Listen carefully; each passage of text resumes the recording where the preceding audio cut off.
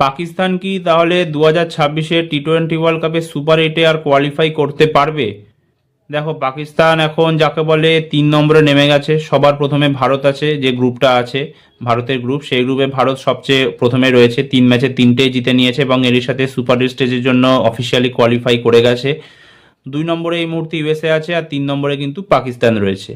বাকি যারা আছে নামিবিয়া আর নেদারল্যান্ডস, এরা আউটই হয়ে গেছে টুর্নামেন্ট থেকে। এবার কথা হচ্ছে এটা যে ইউএসএর কিন্তু 4টে ম্যাচ শেষ হয়ে গেছে, 2টো জিত আর 2টো হারের সাথে, এবং ইউএসএর নেট রান রেট পাকিস্তানের থেকে অনেক বেটার আছে। সেখানে পাকিস্তানের এখনো একটা ম্যাচ বাকি আছে, 3 ম্যাচে 2টো জিতেছে আর একটা হেরেছে, আর মাইনাসে ঘরে পাকিস্তান নেট রান রেট চলে গেছে। কিন্তু দেখো, পাকিস্তান সুপার 8-এ চলে যাবে, এবং তার মেন কারণ হচ্ছে এটাই যে পাকিস্তানের যে লাস্ট ম্যাচ রয়েছে সেটা রয়েছে হচ্ছে নামিবিয়ার সাথে রয়েছে। তো আই থিঙ্ক ওটা জিতে যাবে। মানে নামিবিয়ার সাথে যদি না জিততে পারে তাহলে তো আর সত্যি কিছু বলার নেই। তাহলে তো আইসিসির এদের ব্যানই করে দেওয়া উচিত ইন্টারন্যাশনাল ক্রিকেট থেকে, যে নামিবিয়ার কাছে যদি এরা হেরে যায়। তো ওটাই হচ্ছে ব্যাপার, নামিবিয়ার সাথে এরা জিতে যাবে। বুধবার ম্যাচ আছে, একই ভেন্যুতে খেলছে, সেখানেও যদি না জিততে পারে তাহলে তো আর কিছু বলার নেই না। যেমন আমরা ভারতের মাঠে খেললাম প্রথম 2টো ম্যাচ, তারপরে আমরা গেলাম কলম্বোতে, গিয়ে হারিয়ে এদের চলে আসলাম। আবার মানে আমরা আহমেদাবাদে পরে ম্যাচ খেলবো নেদারল্যান্ডসের এগেনস্টে।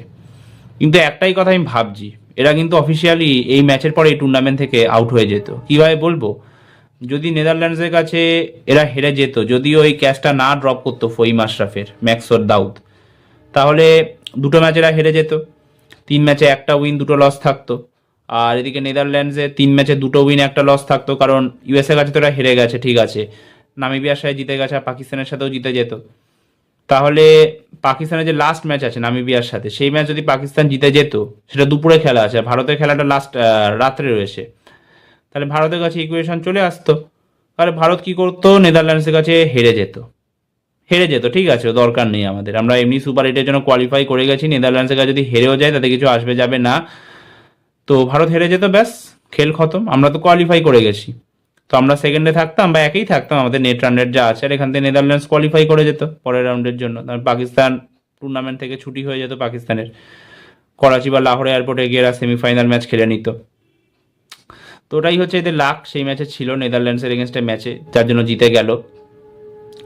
বাকি দেখো, এদের যারা ফর্মার ক্রিকেটার আছে, সমস্ত ফিক্সার, বল টেম্পারার, এরা আমার মনে আছে সব ম্যাচের আগে বলছিল আমাদের স্পিনাররা দুনিয়ার সেরা, আমাদের পেসাররা দুনিয়ার সেরা। হ্যাঁ, তোমাদের স্পিনার, তোমাদের পেসার, তোমাদের ব্যাটসম্যান সবাই দুনিয়ার সেরা। ইউএসএ, নেদারল্যান্ডস, নামিবিয়া, এইসব টিমের এগেনস্টে সেরা। এসব ভারতের মতো টিমের এগেনস্টে টিকতে গেলে এ গেম নিয়ে তোমাদের আসতে হবে। তো আমাদের সাথে খেলতে গেলে বেস্ট গেম খেলতে হবে, কিছু করার নেই। তো আশা করি এরপরে পাকিস্তান যখন সুপার 8-এ যাবে, সেখানে যেন ওরা 3টে ম্যাচ হেরে যায়, কারণ ওরাও এটা ভাববে যে ভারতের সাথে আবার হয়তো খেলা হতে পারে সেমিফাইনাল বা ফাইনালে, সেখানে হারার থেকে সুপার 8-এই হেরে বিদায় নাও, সেটাই বেস্ট অপশন হবে। সেটাই বেস্ট অপশন হবে, সুপার 8-এই হেরে বিদায় নিয়ে নাও। বাকি যারা এদের এক্স ক্রিকেটার রয়েছে, এরা আমি বলে রাখছি আগামী 2-3 দিন আর চুপচাপ থাকবে, তেমন কিছু বলবে না। তারপরে এরা কান্নাকাটি শুরু করবে, যে ভারতীয় বোলারদের যে বল দেওয়া হয় তাতে চিপ লাগানো থাকে, ভারতীয় বোলাররা যে বল ইউজ করে তাতে বল টেম্পারিং করে, ভারতীয় বোলাররা রিভার্স সুইং জেনারেট করে।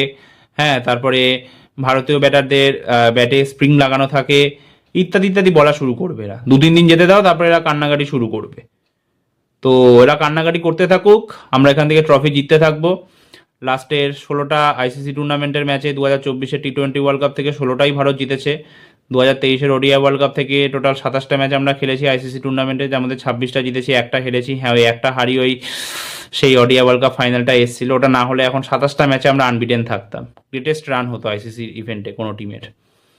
তো আশা রাখি এই ফর্মটাই যেন আমরা কন্টিনিউ করতে পারি, টি-20 ওয়ার্ল্ড কাপটা যেন ডিফেন্ড করতে পারি আগে গিয়ে, এবং প্রথম টিম যেন হই যারা ঘরের মাঠে ফাইনাল মানে চ্যাম্পিয়ন হবে। এই ভিডিওটা এতটাই, ভালো লাগলে প্লিজ ভিডিওটা লাইক, শেয়ার, চ্যানেলটা সাবস্ক্রাইব করতে ভুলবে না। ভিডিওটা কেমন লাগলো প্লিজ কমেন্ট করতে ভুলবে না। তো একটা নতুন ভিডিও নিয়ে আবার তোমাদের সামনে উপস্থিত হব, ততক্ষণ সুস্থ থেকো, সাবধানে থেকো, ধন্যবাদ।